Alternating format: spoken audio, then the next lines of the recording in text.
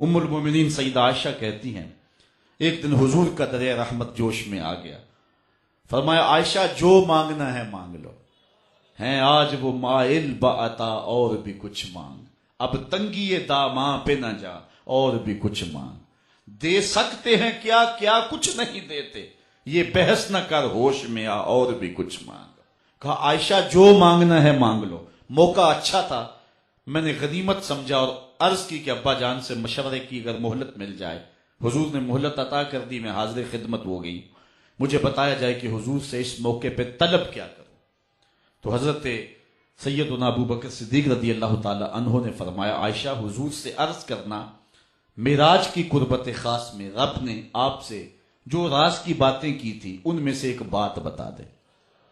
عائشہ سنو جو حضور بتائیں، وعدہ کرو مجھے بھی وہ آ کے بتانا۔ عرض کی بالکل، حاضر خدمت ہو گئی۔ حضور نے پوچھا عائشہ مشورہ ہو گیا؟ جی حضور ہو گیا۔ کہا مانگو کیا مانگتی ہے؟ عرض کی حضور معراج کی قربت خاص میں آپ کے رب نے آپ سے کوئی راز کی باتیں کی تھی؟ کہا ہاں عائشہ کی تھی۔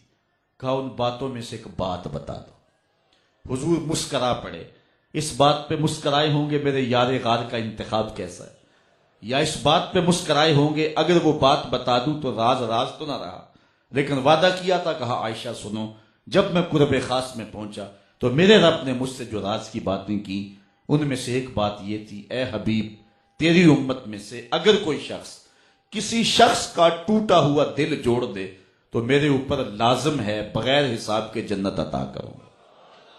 اللہ تعالیٰ پر ویسے کوئی شے واجب نہیں ہے، یہ بات ذہن میں رکھیں، یہ اصولیات میں سے ہے۔ اللہ تعالیٰ پر کوئی شے واجب اور فرض نہیں ہے، اپنے کرم سے خود فرض کر لے، اپنے اوپر واجب کر لے، لازم کر لے تو یہ اس کی کرم نوازی ہے۔